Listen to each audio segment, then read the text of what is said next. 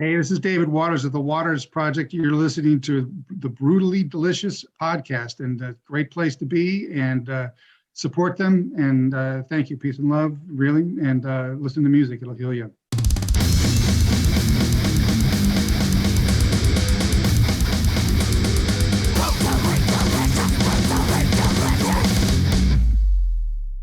Thank you for joining me. I appreciate it.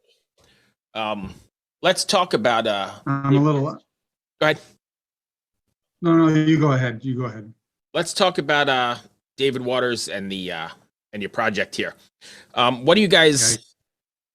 How did you survive the pandemic, especially living in New York with everything all locked down? What did you do for the amount of time?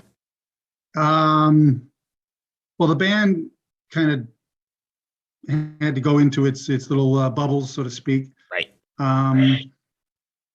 We haven't really performed since then, and we are still together. It's just that what happens when you kind of break off. You find other things to do to keep your music flowing, and that. And the drummer and I are particularly involved with each other quite a bit, and working on videos and working on music.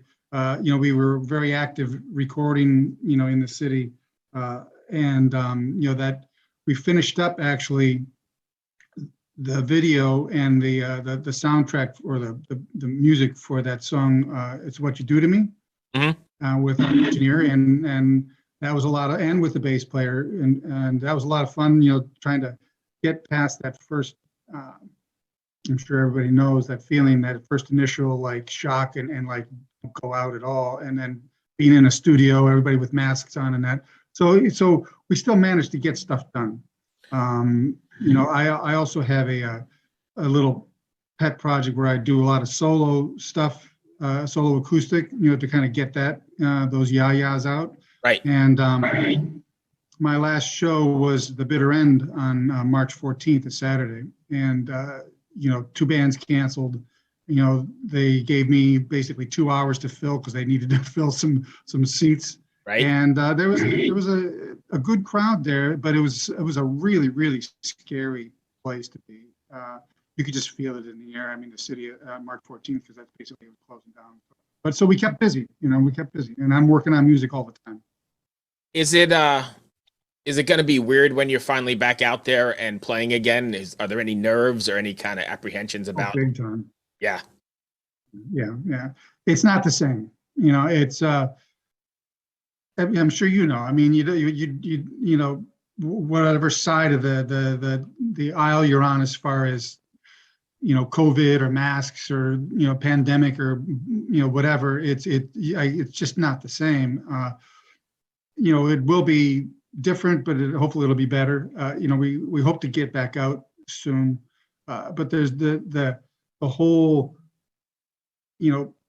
the paths that it takes for a band to get together, rehearse, right, meet, go over stuff, get out to clubs. It's not like just all of a sudden everybody just pops up out of a hole and we're on stage. It's a lot of work just even to get to that point, rehearsal studios and rooms and that. So it's, we'll be back out soon, but I just went to a show for Mike Campbell and the Dirty Knobs. That's Tom Petty's guitar player. Most people know that.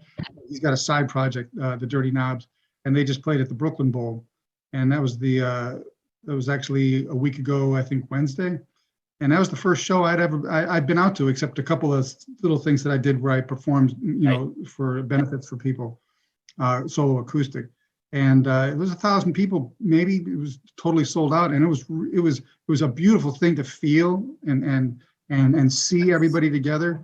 But it was just nerve-wracking, man. So I imagine, yeah. I mean, so I've been to shows as well, and I've actually even been to a festival. And as much as you want to be there, and the energy is so palpable and whatever, you still have that something ingrained in the back of your head about masks or not masks or about too many people together. Something you never thought about 3 years ago, right?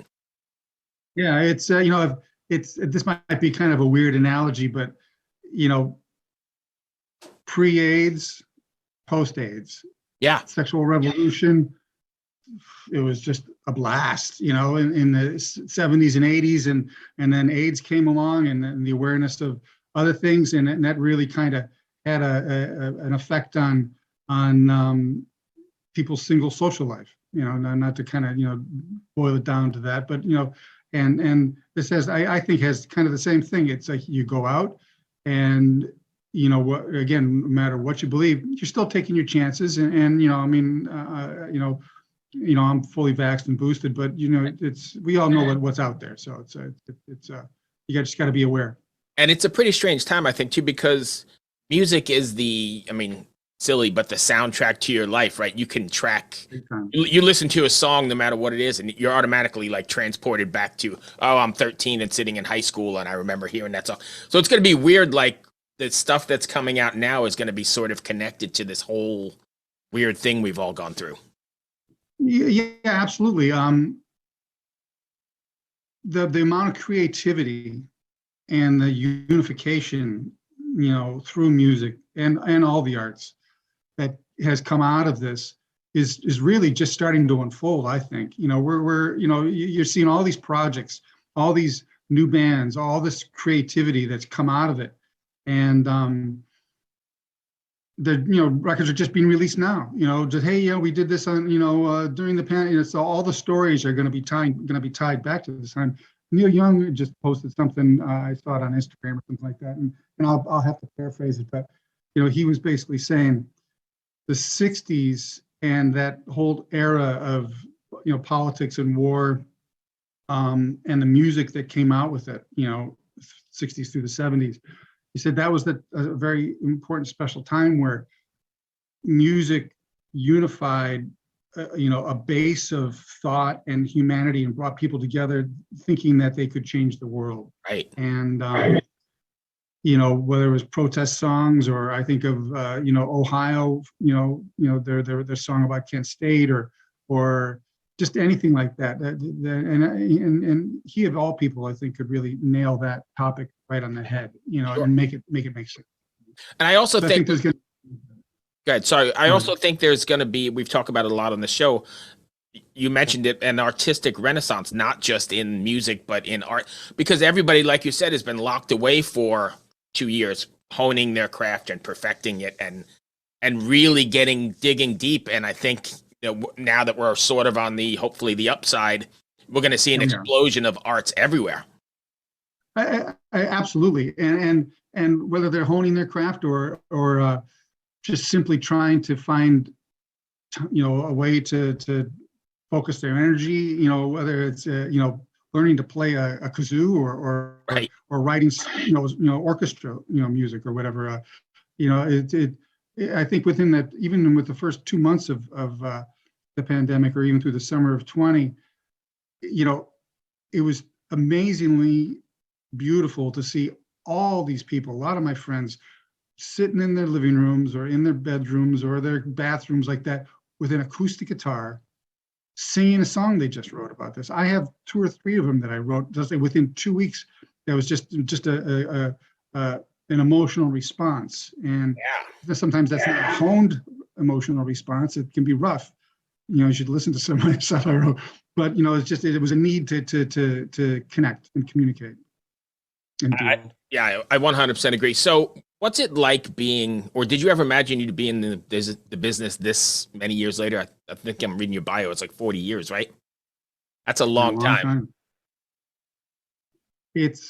No, I didn't imagine that. It's the kind of thing. It's like, do you imagine, for me, and not to sound romantic or religious or anything like that. For me, it's the same thing as breathing or eating or walking or sleeping or living in a house or living in, or having a job.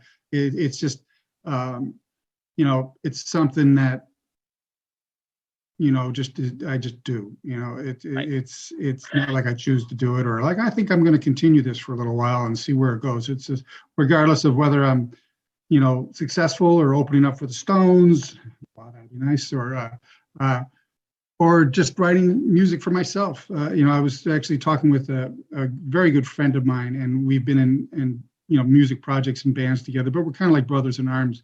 We've known each other for probably 25 years in the city.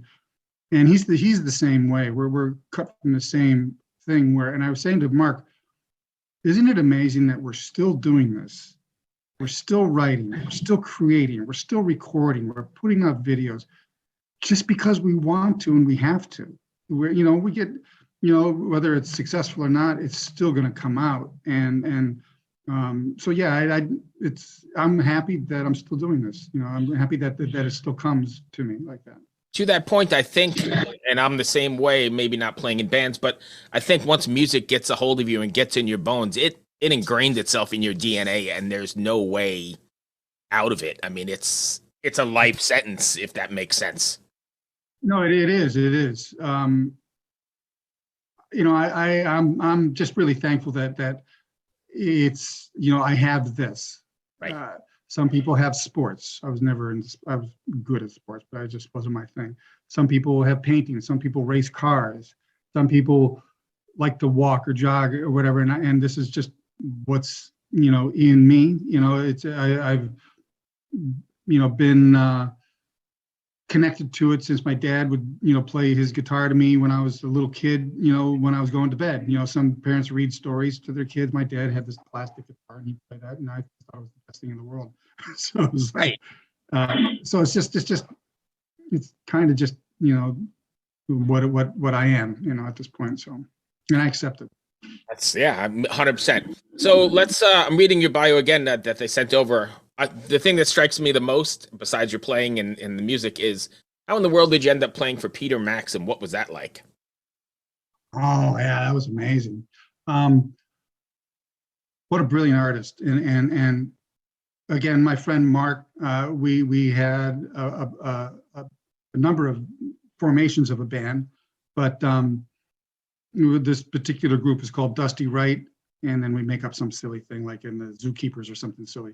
But he's been in the city for a really long time. He was the editor for, I think, Cream magazine for quite a while, and he worked in the entertainment business.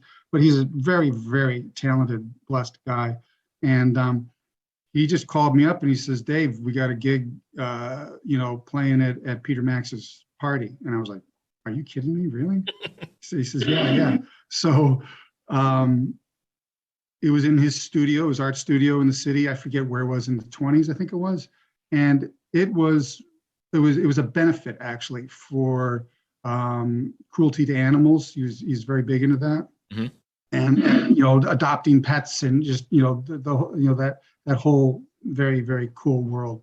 And there we were, and we were in his art studio and walking around, just all sorts of projects that are in place, displays. A lot of the stuff was for sale at that point.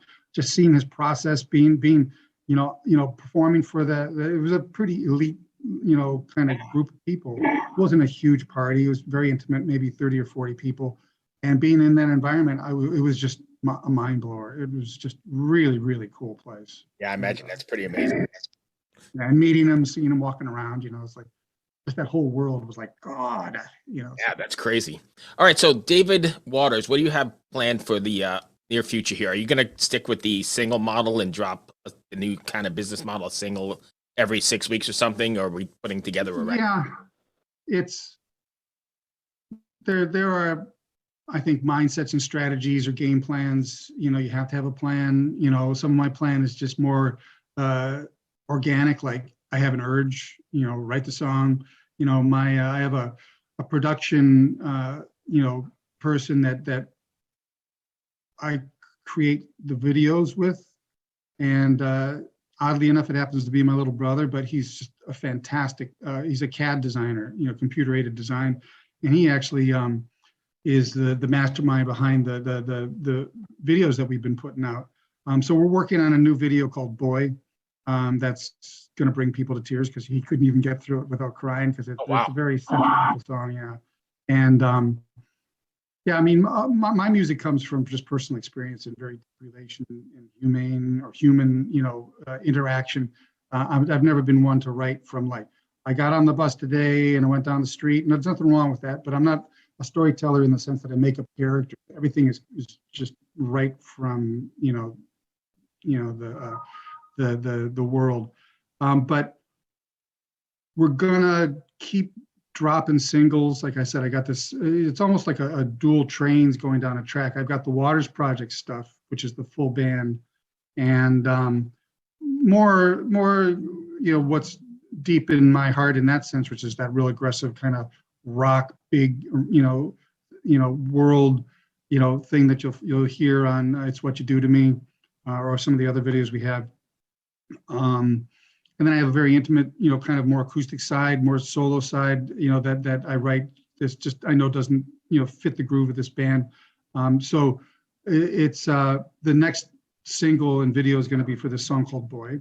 Okay. And it's written from a viewpoint of an old relationship I had with a woman who had given up her son for adoption, and at the age of 20, and her son came back. That's kind of where it started from. It was a song originally called Where's the Boy? And so that's going to be happening. I am working on an EP, possibly more like 6 or 7 or maybe 8 songs as a tribute to a very dear friend of mine that just passed away. And she was, a muse. She is my muse, and just an incredible person that was responsible for many, many, many of my songs. And so I just kind of listed them all out and said, you know what, I've got to do something to keep this music alive, because it's just part of my right feelings about her. So yeah, it's all sorts of stuff. What about live stuff? I know you said you haven't really been out there yet. Are you planning on? You have any good live stuff set up, or too early? Not yet, no. And unfortunately, because it's so hard, to step back from performing live. There's, if anybody, have you ever performed? You're a musician, right? You play? I haven't played since I was probably in high school or college, but yeah. That feeling. Yes. There's nothing that, can replace that. Some people say it's better than sex, or it's better than this, or better than right. There's, until you're doing it, and there's just nothing like it. The adrenaline, the energy, the lift that you get from it is just unbelievable. So I really, really miss that. Nothing live yet right now, because there's got to be a reason to do it, in my mind, other than what I just explained. Right. Performing on a city's stage is amazing, and I've got very close friends, on a few of the stages that would let us come up and play. But it's got to be right. It's got to be for a reason. We want to have enough people there. We don't want to play to an empty room, and so it's just the machine that it takes to get all of that going and create a show, and then just get that momentum going and just keep it going. Right. is hard right now. And but we hope to get back up maybe in about 6 months. Okay. That runs the end of my questions. Did I miss anything you want to cover? No, I mean, thank you for allowing me to be on your podcast. It's just, I hope everybody out there just gets a chance to, just check us out, check out the YouTube links, check out the Facebook page. I'm not a real big, here's our website and our publicity people. But we love the fact that you're allowing us to do this. We have a SoundCloud link under the Waters Project, the Facebook page on the Waters Project. If you want to see some of my more, the other side of the coin, there's my kind of other projects. Thank you, my friend, for taking the time. I appreciate it. Thank you, really, I appreciate it. Be well. Good luck with the next single, and we'll talk to you soon. Yeah, you too, man. All right, cheers. Bye. Bye.